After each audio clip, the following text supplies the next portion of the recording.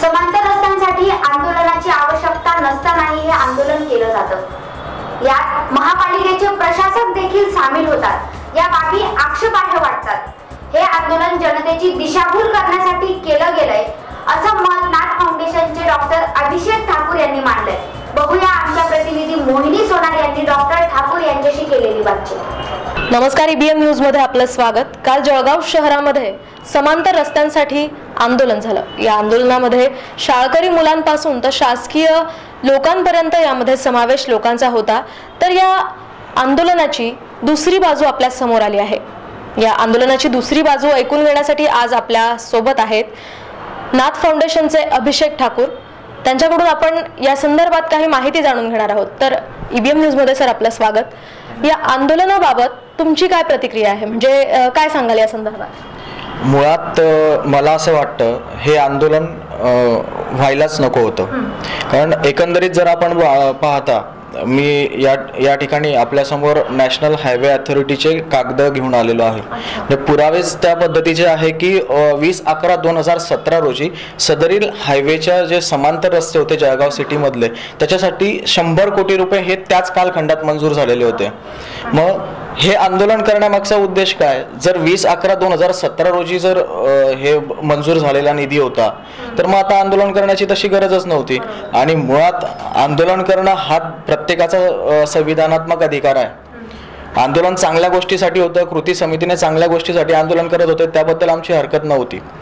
परंतु मला एक गोष्ट आठवते की 2012 साली ह्या जळगाव महानगरपालिकेचे जे सत्ताधारी होते, जे आजतागायत तेच सत्ताधारी आजही कायम आहेत, आणि ते सत्ताधारी जर त्या ठिकाणी त्या प्लॅटफॉर्मवरती जात असतील, जर कृती समितीच्या नावाखाली त्या प्लॅटफॉर्मवरती कलेक्टर साहेबांना जर ते निवेदन देत असतील तर हे कितपत योग्य आहे? कारण 2012 साली ह्या महासभेत ठराव मंजूर करून यांनी शासनाकडे एक प्रतिज्ञापत्र सादर केलेलं होतं की या ठिकाणी त्यांनी शासनाला असं सांगितलेलं होतं की सदरील समांतर रस्ते जे होते जळगाव शहरातले हे महानगरपालिका विकसित करेल। आणि त्या संदर्भातलं प्रतिज्ञापत्र जर न्यायालयात त्यांनी सादर केलेलं होतं तर मग यांनी त्या आंदोलनात येऊन असं प्लॅटफॉर्म यूज करण्याचं कारण काय होतं? मला असं वाटतं हे जळगाव महानगरपालिकेचे जे इलेक्शन डोळ्यासमोर ठेवून हे आंदोलनात सहभागी झालेले आहेत असं मला वाटतंय। अच्छा, म्हणजे एकंदरीतच राजकारण असल्याचं तुमचं म्हणणं आहे का? राजकारण आहे, मी कृती समितीबद्दल बोलत नाहीये। मी मनपाच्या सत्ताधाऱ्यांनी ज्या पद्धतीने हे लोकांची दिशाभूल करण्यासाठी त्या ठिकाणी प्लॅटफॉर्म यूज केला किंवा ज्या पद्धतीने ते स्टेजवर गेलेत, ही जाण्याची गरज काय होती?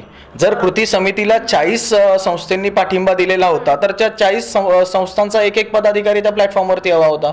मनपाचे सत्ताधारी का? एक तर मुळात 2012 साली तुम्ही जे न्यायालयात सादर केलेलं ॲफिडेव्हिट होतं त्यामुळे सदरील रस्ते हस्तांतरित करायला वेळ लागणारच होता। आणि यामागची मुख्य जर आपण बाजू पाहायला गेलं तर हे 2 वर्षापूर्वी माननीय लोकनेते एकनाथरावजी खडसे साहेब हे ज्यावेळेस मंत्री होते त्यावेळेस हे पूर्ण नॅशनल हायवे 6चं 4 लेनिंग करता मंजुरी त्यांनी त्यांच्या प्रयत्नातून गडकरी साहेबांकडून ती केलेली होती। गडकरी साहेबांचं ज्यावेळेस जळगाव शहरामध्ये गडकरी साहेबांच्या उपस्थितीत ज्यावेळेस भूमिपूजनाचा कार्यक्रम या ठिकाणी घेण्यात आलेला होता, त्या ठिकाणी नाथाभाऊंनी हे म्हटलं होतं की जळगाव शहरातून जो रस्ता जातोय, कारण जळगावला बाह्यवळण देणार आहेत, जर बायपास मंजूर केला तर नियमाप्रमाणे केंद्र सरकारने बायपास मंजूर केल्यावर सदरील जे रस्ते असतात शहरातून पूर्वीचा हायवे हा डेव्हलप समांतर रस्ते वगैरे डेव्हलप करणं हा महानगरपालिकेचं किंवा नगरपालिकेचं काम असतं। त्यामुळे ते आहे त्या परिस्थितीत हस्तांतरित केले असते तर आज जनतेला मला वाटतं आत्ताच्या महानगरपालिकेच्या जी परिस्थिती पाहता अजून 20 वर्ष ते झाले नव्हते। आणि हाच मुद्दा त्यावेळेस नाथाभाऊंनी गडकरी साहेबांना समजावून सांगितला होता। आणि म्हणून गडकरी साहेबांना विनंती केलेली होती की आपण आपल्या सरकार, आज आपलं केंद्र सरकार आहे तर त्या माध्यमातून आपण याला एक स्पेशल निधी उपलब्ध करून द्यावा की त्यामुळे जेणेकरून लोकांच्या भावना आपल्या लोकांनी आपल्याला मतदान केलंय, लोकांच्या भावना आपण लक्षात घेतल्या पाहिजे आणि लोकांकरता हे सगळं करून द्यायला हवं। मनपाचं जाऊ द्यात, मनपा इथे त्यावेळेसही विरोधकच सत्तेत होते, आताही विरोधकच सत्तेमध्ये आहे। मग त्यामुळे जर भाऊंनी त्यावेळेस राजकारण केलं असतं तर आज हे मंजूर त्यांनी स्वतः आग्रही राहिले नसते की हे 100 कोटी रुपये आम्हाला जळगाव शहरासाठी द्या म्हणून। त्यानंतर तुम्ही म्हणालात केंद्र सरकारचे प्रूफ तुमच्याकडे आहेत, त्याबद्दल काय सांगाल? मी तुम्हाला 2 मिनिटं ह्या प्रूफ्स बद्दल दाखवतो। आणि ब्रीफ नोट आहे ही केंद्र सरकारची, याच्यात प्रोजेक्ट नेम म्हटलेला आहे 4 laning of existing national highway 6 यामध्ये या ठिकाणी नॅशनल हायवे 6 जे जळगावच्या संदर्भातले रस्ते आहे हे डिटेल्स त्यांनी दिलेले आहे कुठून कुठपर्यंतचा रस्ता हा मंजूर कोणत्या तारखेला झाला होता. हे एकंदरीत आत्ताचा विषय समांतर रस्त्याविषयी आपण बोलत आहोत म्हणून मी समांतर रस्त्याविषयी आपल्याला सांगू इच्छितो. या ठिकाणी केंद्र सरकारने म्हटलं आहे approval for ₹100 crore has been communicated by MORT&H vide letter dated 2011-2017 for widening and improvement of existing national highway number 6 in Jalgaon city.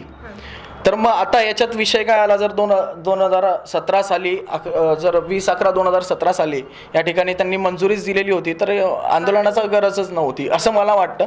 पण ठीक आहे, त्यांनी आंदोलन केलं, कृती समितीने केलं, त्याला आमचा विरोध नाही आहे. फक्त आमचा जो विरोध होता मनपाच्या सत्ताधाऱ्यांमुळे, ज्यामुळे इतका वेळ लागला. कारण ह्याच्या आधीचे जे वेगवेगळ्या किलोमीटर्समध्ये यांनी डिवाईड केलेलं होतं त्याचं मार्च एप्रिलमध्ये त्यांनी अप्रूव्ह करून दिलेलं होतं. पण हा हस्तांतरितचा विषय होता तर याला वेळ साहजिकच लागणार होता. मग नेमकी पुढील मागण्या काय आहेत तुमच्या, म्हणजे पुढील तुम्ही काय करणार आता यानंतर? तुमचं याला विरोध असं पाहावयास मिळतोय, पण पुढे काय करणार? मुळात विरोध म्हणून मी या ठिकाणी आलो नाही.